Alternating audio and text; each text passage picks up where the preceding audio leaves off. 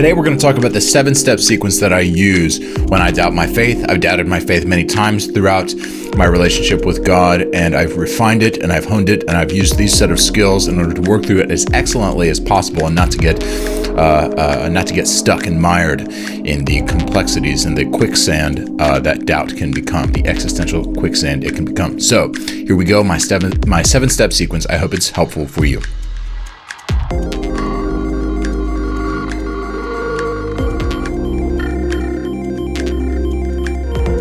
Doubt is inherently unenjoyable because it's uncomfortable. It calls into question the very principles by which you make sense of the world, especially if you're an evangelical, especially if you're a Reformed evangelical and you've bought the whole hog of the neo-Calvinist Kuyperian notion that you need to think about everything in a Christian way.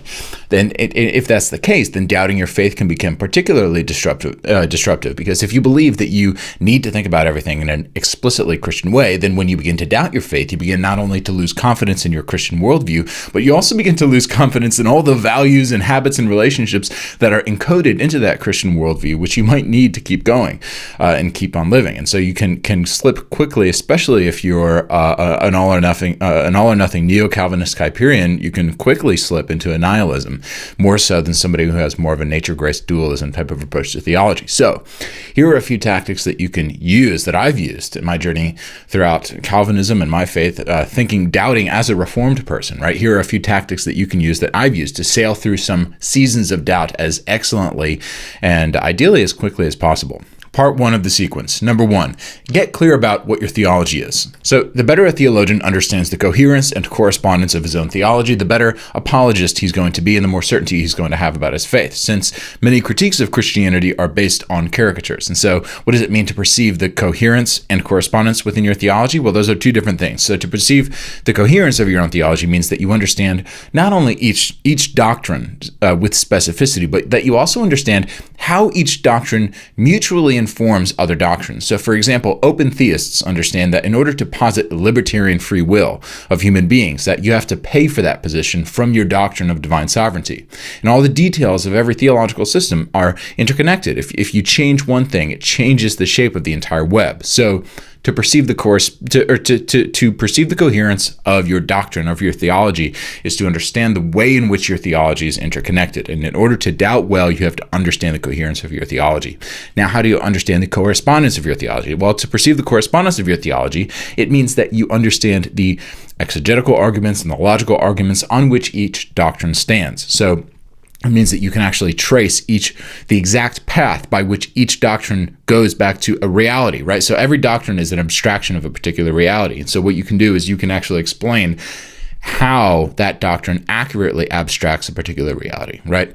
Since doctrine is by nature abstract and therefore can be easy to doubt, especially if it becomes untethered from the reality itself. And it's easy to become untethered from the reality itself if you don't understand the arguments that got you there.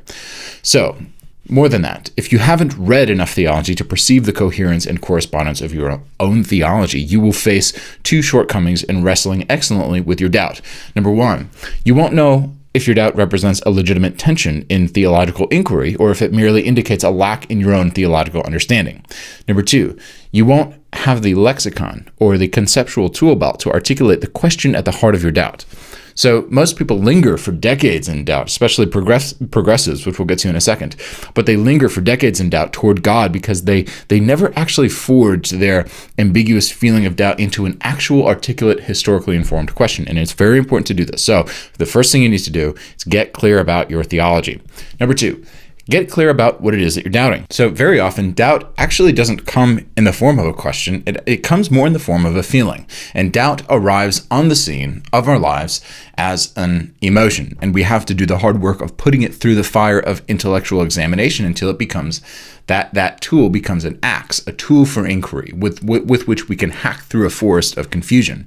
And in this sense, doubt is a powerful tool, and it's a good tool. Doubt is an essential weapon for Christians. It has fueled theological articulation for millennia. Doubt is an unavoidable eventuality in the mind of the finite man who is addressed in Scripture by the infinite God.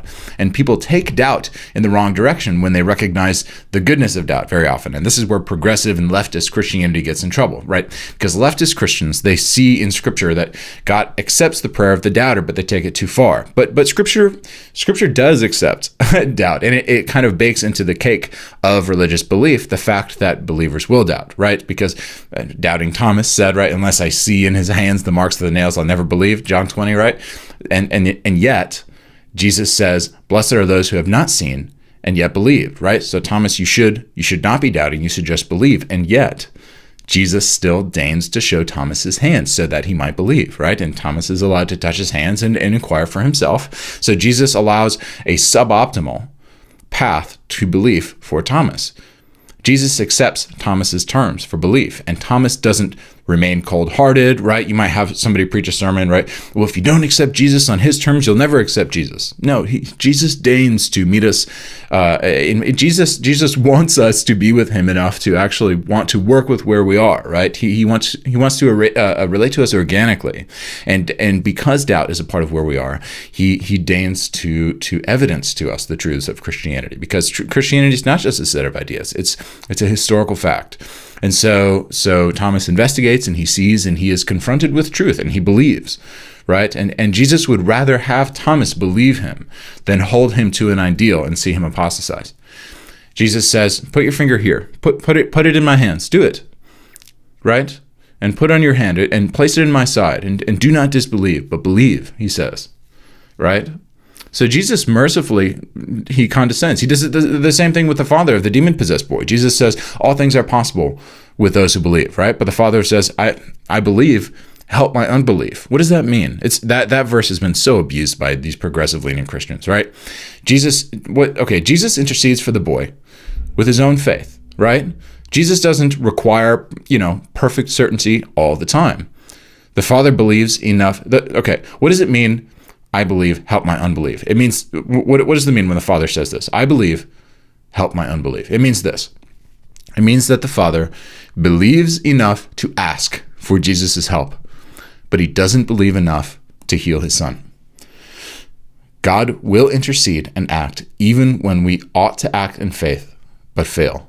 Doubt is part of the picture. God recognizes this. He works with doubters. That's the point of doubt in Scripture, right? And some people take this the wrong way, right? God bakes doubt into the cake of his divine activity, but some people take this to mean that the positive function of doubt makes it an inherent good when it is merely a utilitarian good. So in other words, doubt isn't a good as an end in and of itself, but it can be a good in what it produces. And progressive Christians can sort of fetishize doubt in this way, just remain in the eternal current of ebb and flow of certainty and uncertainty, right?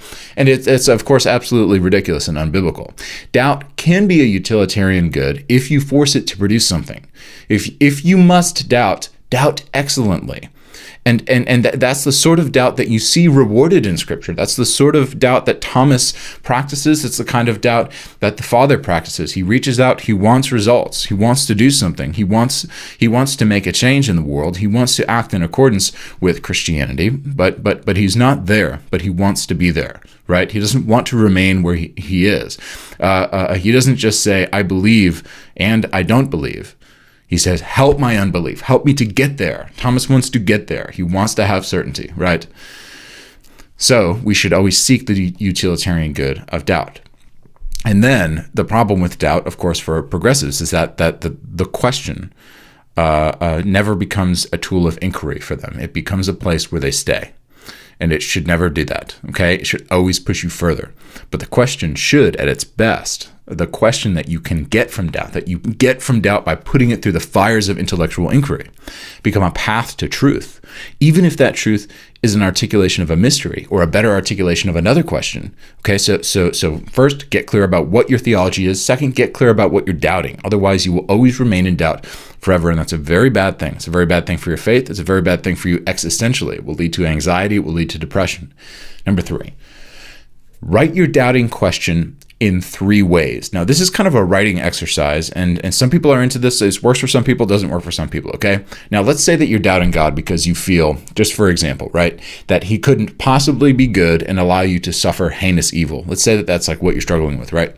So there are multiple ways to express this doubt. So by forcing yourself to articulate the question in 3 different ways, You're not accepting your first draft as the best articulation of your question. And the better you're able to articulate the question, the better answer you'll be able to articulate for yourself to that question. And so I'll give you 4 ways, okay? 4 ways to articulate the particular struggle with how could God let me suffer this heinous evil, right? So here's a first draft of the question. First draft of the question could be, how could a good God allow me to suffer such maltreatment at the hands of the church?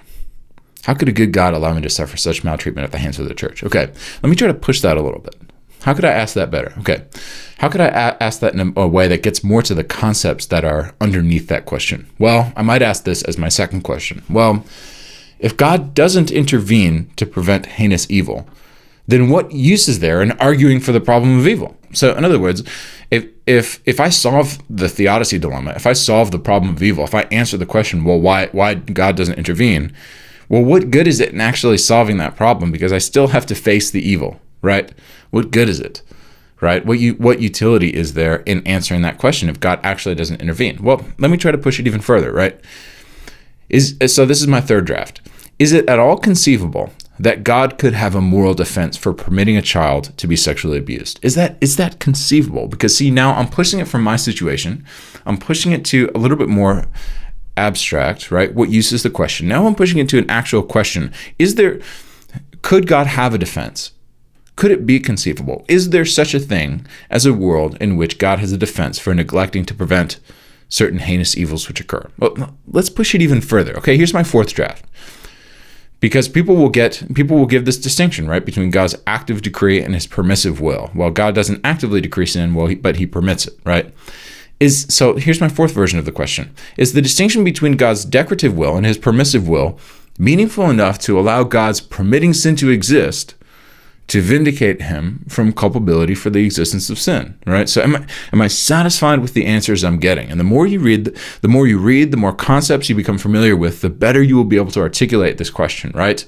The more answers you get, the more it will hone and direct the way you ask the question. Notice that each of these questions becomes increasingly abstract. This is actually a good thing, because the more you begin to work with concepts, the closer you come to start working with nuance. And because concepts give birth to nuance, conceptual thinking is the pathway to nuanced thinking. So if your doubt can never escape the ankle weights of, well, for instance, well, what about? If you can't get out of that way of thinking about a certain philosophical or theological problem, you'll never grasp the categories themselves, which serve to explain all of these, well, what about, and all of these, for instance, case studies, okay? So, relevant to the problem of evil are arguments which, 1, defend God against anti-theist attacks, 2, theodicies which seek to explain God's actual reasons for permitting evil, 3, moral theory, 4, legal theory, 5, the laws of logic, 6, theology proper, right? And whether other tertiary disciplines, whatever, you want to bring in other tertiary disciplines into that inquiry as well. Become learned in these disciplines, which inform an answer to the question you articulate. Let it hone your drafts to this question. Don't accept your first draft. Don't accept your first draft of the question. Make it better and better and better and better, right? I see people linger with the same question over and over again, right? Well, I don't know, man. How could God allow 9/11? Well, I don't know. Why don't you ask a better question? Why don't you ask a better question? Because you and I both know I'm not going to be able to answer that question for you. Let's get to a better question, right? I can't tell you what the theological reason is, or if God is sovereign, why he allowed it, and if he's not sovereign, what his defense is. Let's get to the place where we're working with concepts that allow us to categorically answer that question, okay? Or categorically articulate why we can't answer that question and where we should go from there, right? Let's ask better questions. Let's get to a better way of articulating the dilemma. Number 4, find the best 3 primary sources on the question. Find a primary source for a certain position, against that position, and something in the middle. So in order to answer your questions well, you have to get categories which are relevant to answering your question. You shouldn't just make up concepts that answer the question, right? You should try to creatively weave together concepts from writings that have been lauded as the best texts on this issue. Okay, you can begin to find these texts on a lay level book on the issue that you're thinking through. So, for instance, we can work again with the problem of evil, right? So, as a theologian, I know that if I wanted to read 3 books which balanced each other out on the problem of evil, I would read Leibniz's theology. I would read Gregory Boyd's Satan and the Problem of Evil, and I would read Alvin Plantinga's God, Freedom, and Evil for a middle view, right? And this represents essentially a Calvinist, Arminian, and a Molinist, or sort of a middle view approach to relating the divine will to the problem of evil. But you may not know that these books would give you a breadth of perspective on the issue. So you would be better served by, let's say, an IVP academic book, for example, the one edited by Chad Meister called God and the Problem of Evil, 5 Views, right? In which top-tier theologians like William Hasker and William Lane Craig, they write these short essays.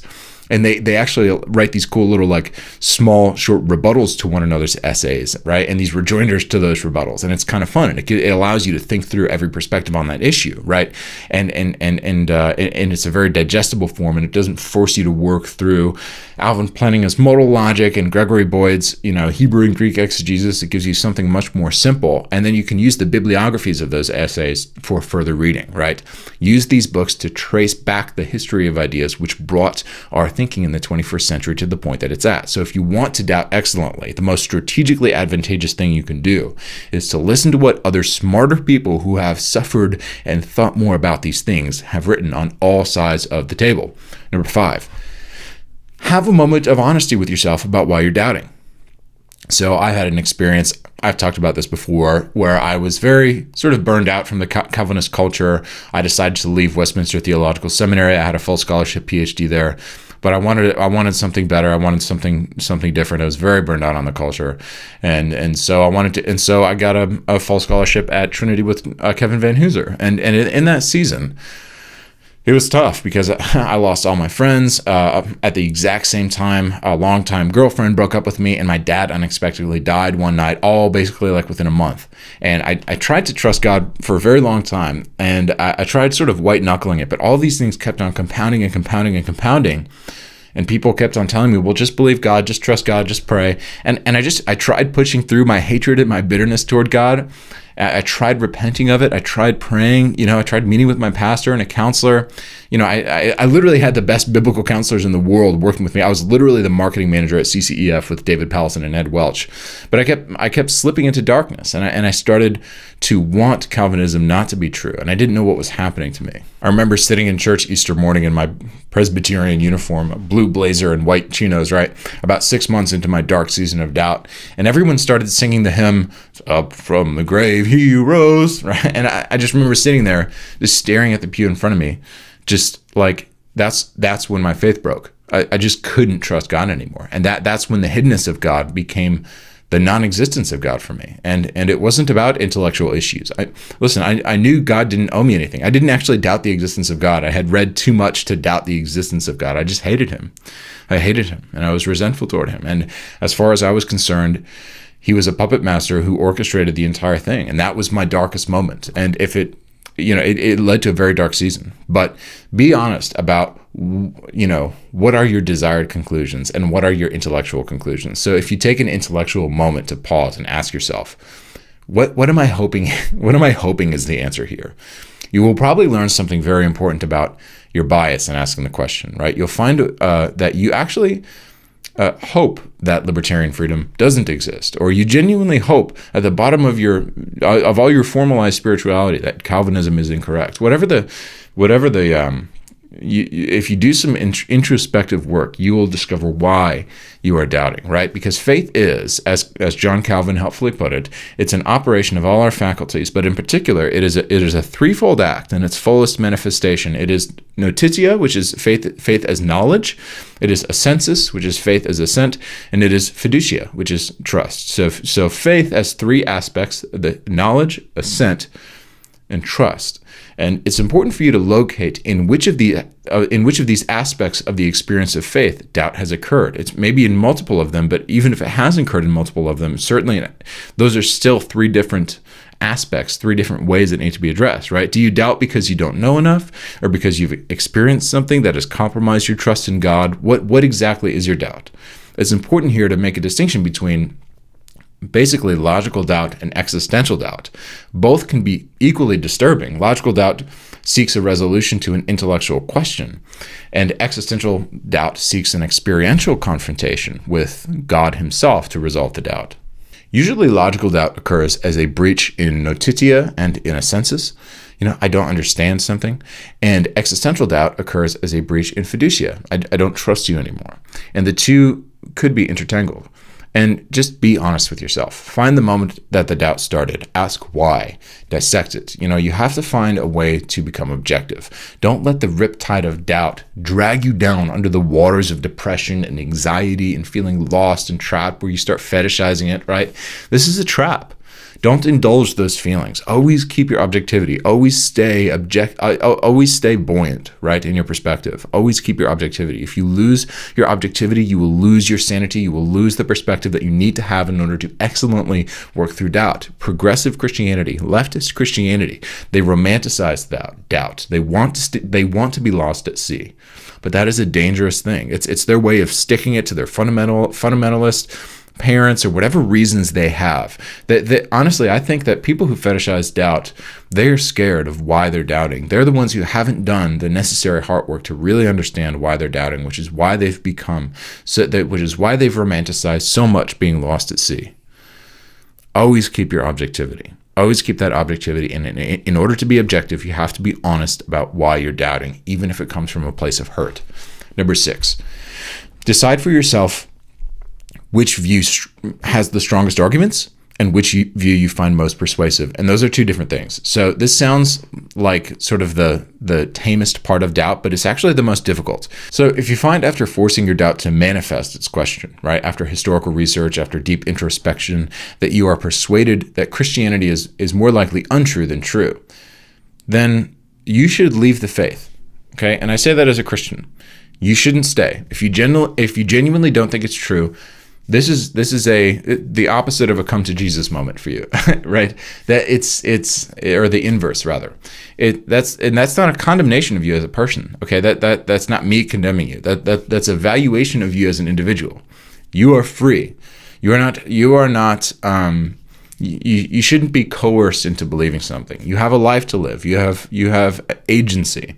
And the decision to apostatize Christianity is a very hard one. But I've seen too many people drag out the decision over fear and guilt and cause more harm to themselves and more harm to the community because they weren't willing to admit that they just needed to leave. And if Christianity really is true, then God has a plan for this season. Even a season of apostasy. And if you really don't think Christianity is true, genuinely, you've come to that conclusion after doing all of the necessary research, then you not believing that God has a plan doesn't mean that God doesn't have a plan, okay? It doesn't nullify that plan. If you stay in the church when you think it's all bullshit, you're not doing anybody any favors. You're not doing God any favors, okay? You're just refusing to take responsibility for a decision you've already made in your heart. You're committing what Jean-Paul Sartre calls an act of bad faith, okay? Staying in the church and confessing Christ as Lord when you don't believe it.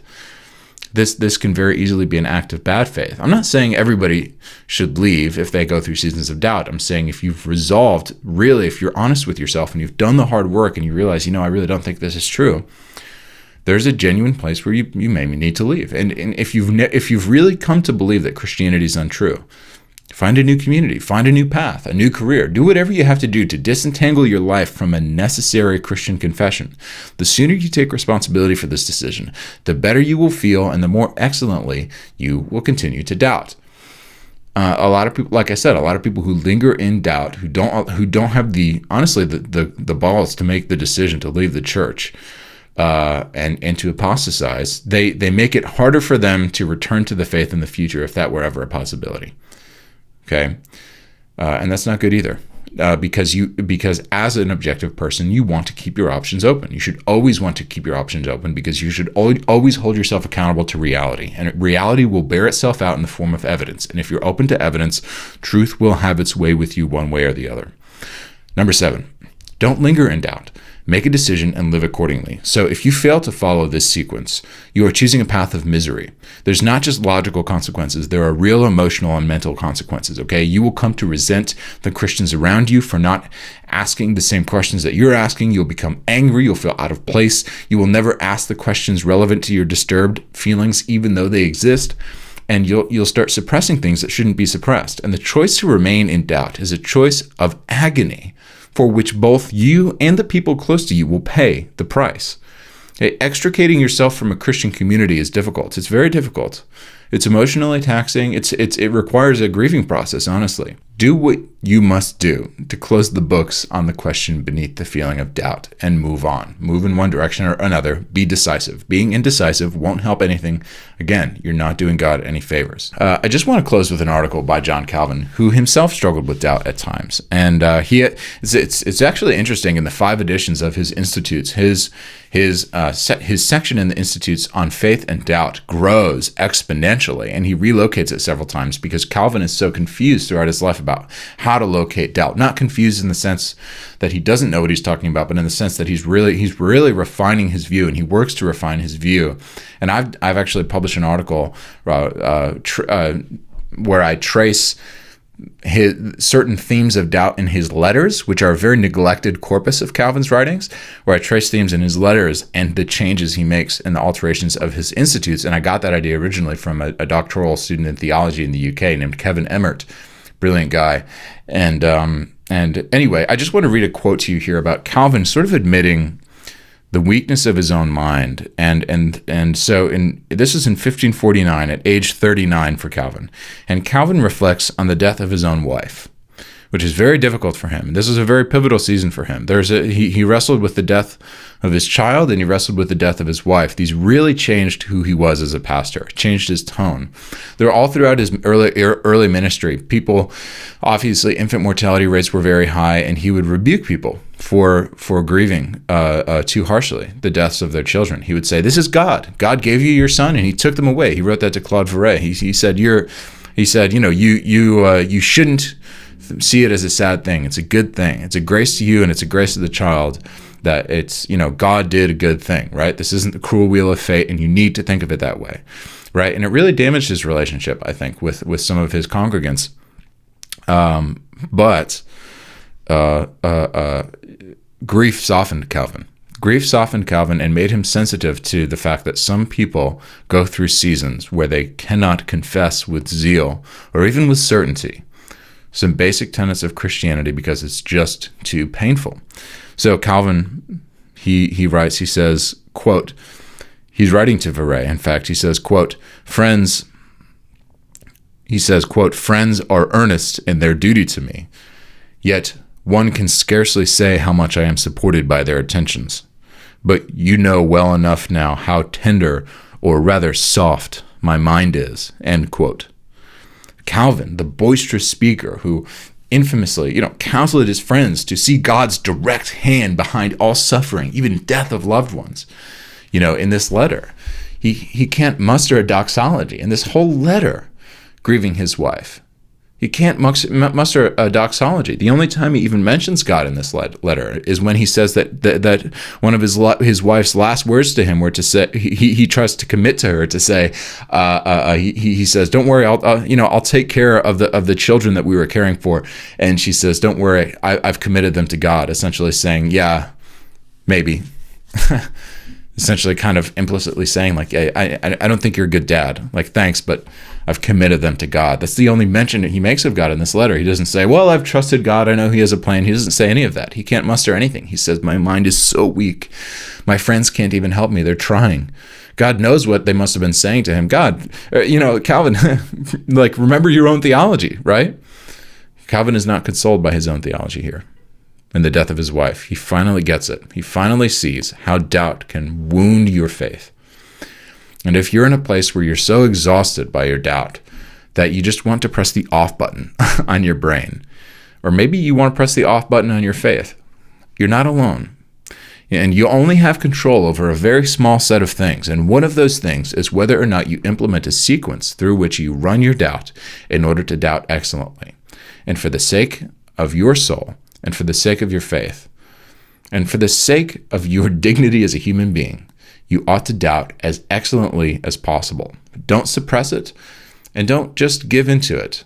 Doubt excellently. This, as we saw with Thomas and with the father of the demon-possessed boy, excellent doubt is the kind of doubt that God deigns to interact with, that God deigns to engage, that God deigns to reward.